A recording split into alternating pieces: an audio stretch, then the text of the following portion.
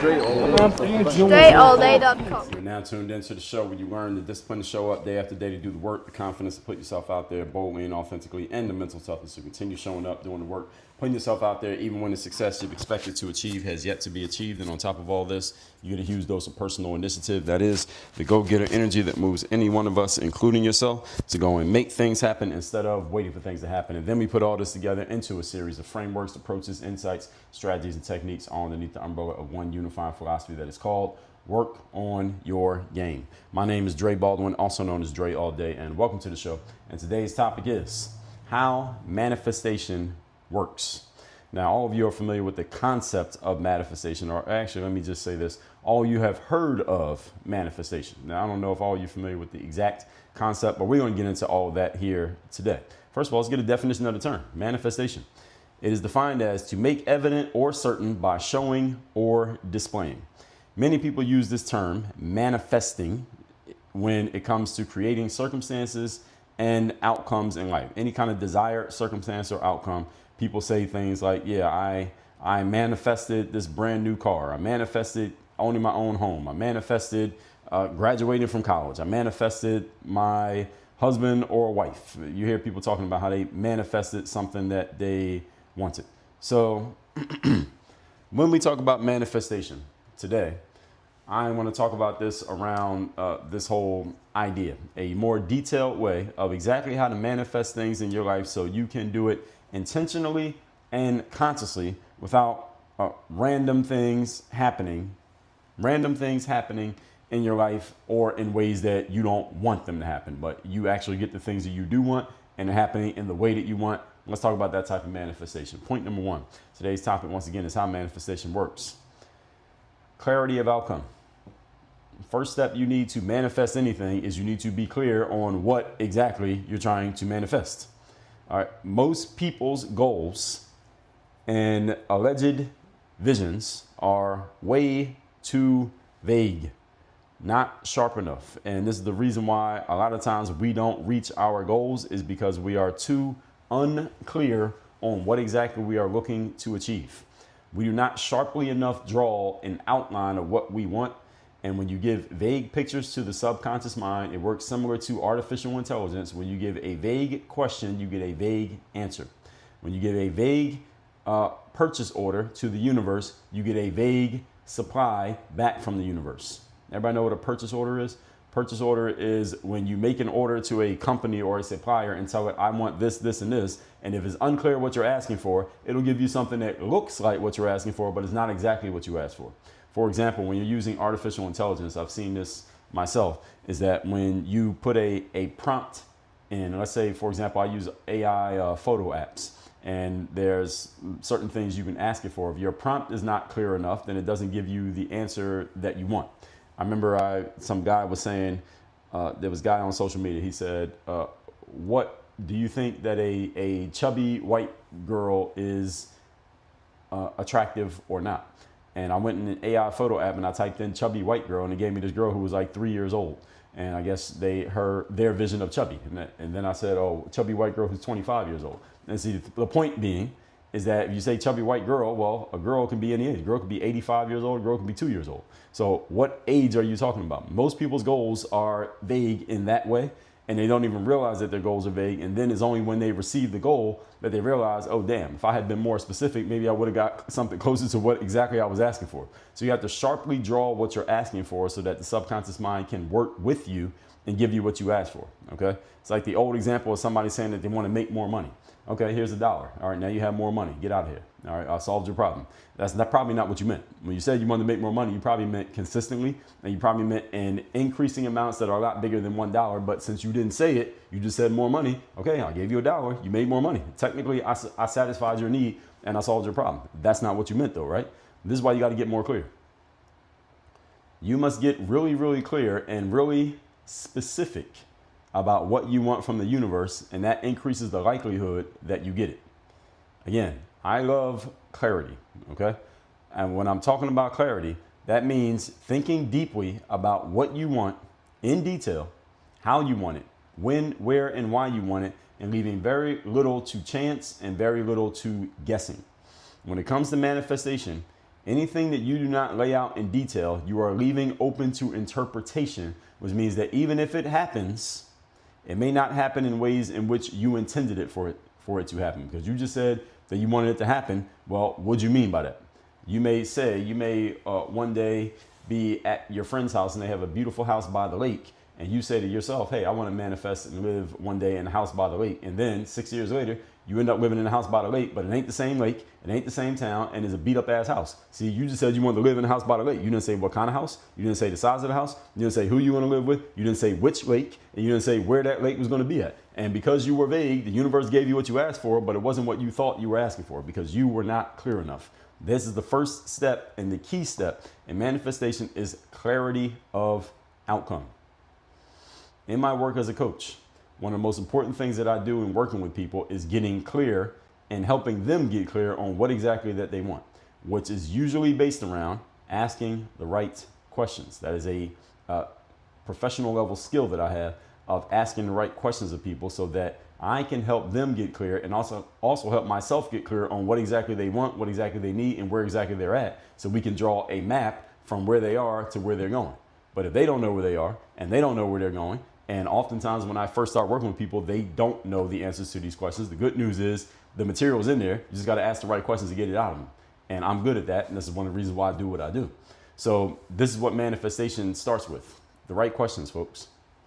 The first step in manifestation is similar to how, as I just said, you prompt an artificial intelligence system. The more detailed the prompt, the higher the likelihood the AI gives you exactly what you want. The more vague your prompt, the higher the likelihood AI gives you what it wants to give you rather than what you wanted it to give you. Any of you ever use an AI photo generator and you're looking for a certain type of photo? You have a vision in your mind of what you want it to generate, but your prompt is not clear enough. It's not going to look anything like what you thought. But the more specific you get, the better it gets. Point number 2. Today's topic, once again, is the keys to manifestation and how manifestation works. Number 2, your thoughts are the constant instructions.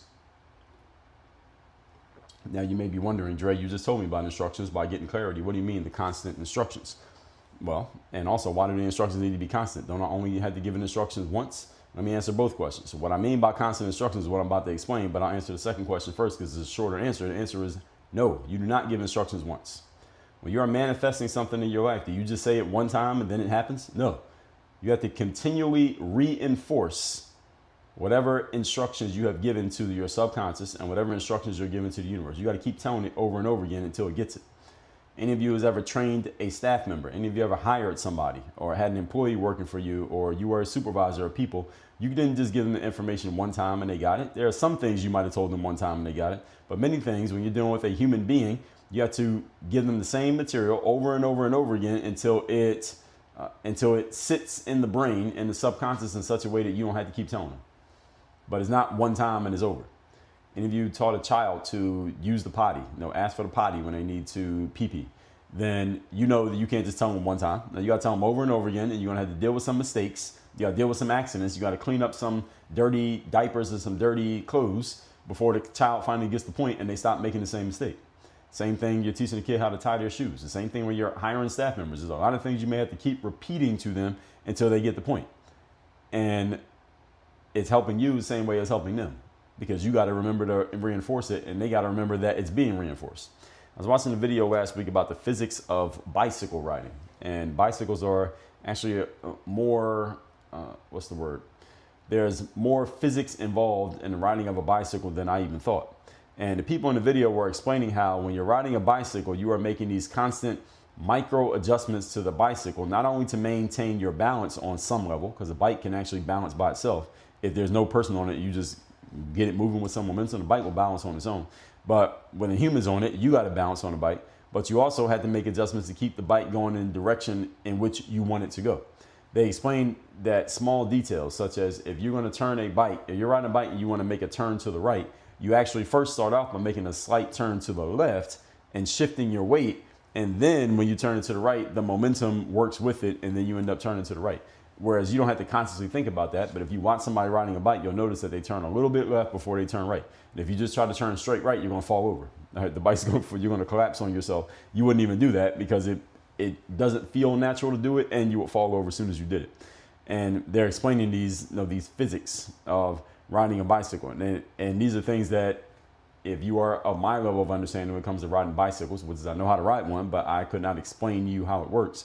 I was completely unaware that these physics are much more complicated than they seem on the surface. And the point of all this is this, that every single thought that you have, literally every single thought that you have, are like micro adjustments that you make to the manifestation of your ultimate destiny, similar to the way that the micro adjustments that you make on a bicycle determine where you go. So when you're riding a bicycle, there are these small little movements that you're making that you don't even notice that you're making to keep the bike straight on the path that you want it to go on. Same thing when you're driving a car. You're driving a car at a high speed on a highway, you still keep your hands on the steering wheel. You don't just let go of the steering wheel and just let the car go. Why? Because you're going to run into a ditch or run into a wall or run into another car. What you do is keep your hand on the steering wheel, and there's these small little micro adjustments you're making on the wheel at all times just to keep the car going the direction that you want it to go and staying in its lane. And next time you're in a car, you'll notice this, that this is very true. Even if you're not going that fast, you could be ride down a residential street, is the exact same thing. So it's these micro adjustments you're always making. You cannot afford, ladies and gentlemen, negative thinking. Negative thinking outdoes the purchase order. Is basically canceling the purchase order that you made to the universe, that you made to your subconscious mind, and in your process of manifesting. Imagine that you're following navigation in your car. All right, so you're driving in your town to get from where you started to where you're going, and you're following the instructions, and then you have a negative thought. That negative thought is like you doing a U-turn in the car and going backwards 3 blocks from where you just came, but you're still trying to get to the destination. So you're trying to get from the east side of town to the west side of town. And while you're on the drive, getting from the east side to the west side, every negative thought is like the car being forced to turn around and go backwards 3 blocks every time you have a negative thought. So every negative thought is pushing back not only your reaching of the destination, i.e. you reaching the goal, it's also costing you gas, i.e. time, energy, attention, because you got to keep turning around and going back. And now you got to go work back through the streets you already went through simply because you just turned around and went backwards. Why? Because of a negative thought. That's what a negative thought does to you, if you can imagine that analogy. Every negative thought is like turning around and walking backwards 3 blocks, and you still need to get to where you were trying to get to. It's just going to take you longer. It's going to take you more energy, and it's going to frustrate and annoy you that you keep finding yourself in the same spot over and over again in life. Why is this? Is because you keep having negative thoughts that are bringing you right back to the spot that you already passed. And you're like, why am I still here? All this time has passed. I thought I would be further along by this point. One of the reasons why you're not further along is because you are self-sabotaging with your own negative mindset. You cannot manifest the outcomes that you want while thinking in ways that are in conflict with that manifestation. This is why clarity matters so much. And once you have clarity, why driving this idea, whatever that vision is, driving this idea into the subconscious mind so that your subconscious does not work against you, but instead works for you and with you. And if you don't have your subconscious working with you, I guarantee you it's working against you, because it's doing something. It's either helping or asserting, hindering or helping, building or destroying, growing or dying. There is no neutral here. You're getting better or you're getting worse. And if you are driving in your car, if you follow the analogy that I gave you, you had to turn around and go backwards 3 blocks every time you had a negative thought, you would never reach your destination. Even if you only got to go a couple miles, you wouldn't get there. That's the way negative thinking works. And if you can get yourself to deeply understand this point, okay, not just consciously, but subconsciously, and get yourself to think only in the direction of where you want to go and where you want to be in life, you are much more likely to get there, and and on top of that, you'll get there a whole lot faster. That's the way it works. Point number 3. Today's topic, once again, is how manifestation works. Number 3, emotion and aligned action fuels manifestation. Now, where do you get emotion and aligned action from? Well, you get everything I'm telling you here in point number 3 from points number 1 and 2. When you are clear on what you want, and you are making sure you don't allow negative thoughts in your way, then all your emotions, which contain a ton of energy, are all directed in the same direction. And what does that mean? That means you are completely focused. And when you focus all your resources on their strongest point, which is the thing that you are clear about you wanting, i.e. the thing that you want to manifest, you have a lot better chance of reaching the goal than if your focus is divided and going in all different directions. Focus, ladies and gentlemen, is a force multiplier. I talked about this in episode 1193. Robert Greene talks about it in my favorite book called The 48 Laws of Power. Concentrate your forces at their strongest point. Sun Tzu talks about this in The Art of War. Anyone who talks about success talks about this. Focus all your resources on a specific thing and keep your focus there until you get the outcome you want in that specific thing. These days, you hear a lot of entrepreneurs talking about having multiple streams of income. All of you are familiar with that? Multiple streams of income. Well, if you really think about it and you really pay attention, you'll notice that a lot of people who have gotten known for having a lot of money, they may have a lot of streams of income. By the time you find out about them, they have multiple streams of income. But the way they initially became somebody is through having one stream of income. They focused on one thing. Then when that one thing got big, then they started doing other things. They started diversifying after they got the ROI from the one thing that they were focused on. It's not that they started out with 10 things and they had 10 streams of income all building from a little seed into a big oak tree. That's not the way it worked. It was one stream. How did Jeff Bezos get rich? Amazon, one stream of income. I've heard Russell Brunson, he's the guy who created a company called ClickFunnels. He talks about this. He focused on one stream. Let's get ClickFunnels to be the thing. And when ClickFunnels popped off and he started making a lot of money from ClickFunnels, then he started doing other stuff. You understand? Elon Musk, how did he originally get money? Through PayPal. He was in PayPal. He sold PayPal, took the money from PayPal, then he started doing other things. Mark Cuban, he talks about this. Mark Cuban is a guy, you may have seen him on Shark Tank. He's a former owner of the Dallas Mavericks NBA team. The way he got rich was he started a site called broadcast.com. This is back during the .com boom. And he made a lot of money before the .com bubble popped. And that's how he originally got rich. Then he took that money and he started doing all these other things. But it wasn't, he was doing 30 things from the beginning. Michael Jordan, how did he initially get rich? Playing basketball. He was great on the basketball court. Then he got a sneaker deal. Then he started doing all the endorsements. And then he started doing all the other things that he does these days. But if you really think about it, if you break it down, most people who you know who have a lot of money, they got all their money through focusing on one thing, mastering it, getting all the juice out of that orange. Then they did other things. Oprah Winfrey from her TV show, Bill Gates through Microsoft, Steve Jobs through Apple. So you start off with the main thing, not trying to do a whole bunch of things at the same time. And a lot of entrepreneurs get confused by this because they think, well, I got to have multiple streams of income. Well, it'd be cool to have multiple streams of income, but first let's get one stream going. All right, let's get one stream going that you can drink from. Then we'll focus on the other streams, okay? So get clarity on where you want to go, where you want to be. Understand the value of that positive thinking, and then you turn that positive emotion into action. That positive emotion becomes action that gets you where you're going faster. Remember that emotions are like the gas pedal in your car. Your logic is the steering wheel, the emotion is the gas pedal. So when you are emotionally aligned, you know emotionally where you want to go and why you want to go there. That's like pressing your foot on the gas pedal. As long as your logic has turned the steering wheel to where you want to go, so you're not running into walls, okay? So you need to take actions that literally move you in the direction of your desires. And those actions are fueled by your emotion, which contains energy. You understand? So if you're just thinking about what you want and even envisioning it, but not taking action towards it, then you are wishing and dreaming, you're not manifesting. Manifestation requires you actually to do something. Action. That again, the action comes from the emotion. It comes from knowing exactly what you want. So when you take that action, that motion, you know exactly where you're going. You are focused. You know what the destination is. It's very easy to ignore distractions because you know exactly where you're trying to be. Now, let's just say if you're driving in town and you have your navigation on, but you don't know exactly where you're going. Well, you can stop at every street because there may be something interesting over here and there's something interesting over there. And there's a park and there's a restaurant and there's a pizza shop. And hey, maybe I want some ice cream right now, or should I get some gas right now? We have all these different things that you could do, because there's no clarity in your outcome. That's the first point, clarity. Then it's very easy to get distracted. But if you know exactly where you need to be and you need to be there by a certain time because you have that kind of clarity, well, it's much easier to ignore the gas station, the little bunny rabbits, the park over there, the pizza shop, because you know exactly where you need to be and you know exactly how much time you have to get there. You see how clarity makes it a lot easier to ignore nonsense? And how do I define nonsense? Anything that's not related to what you've decided that you want to manifest. That's nonsense. Anything that is not related to helping you manifest what you have decided to manifest is defined as nonsense. By default, it becomes nonsense. If it's not exactly what you want to do, it is nonsense by default. Okay? So you're just thinking about what you want, but not taking action towards it, then you are wishing and dreaming, you are not manifesting. And remember that showing up is 90% of the job in life, folks. That means the action, the aligned action on what you want to do, not just talking about what you want to do. Most people simply don't show up.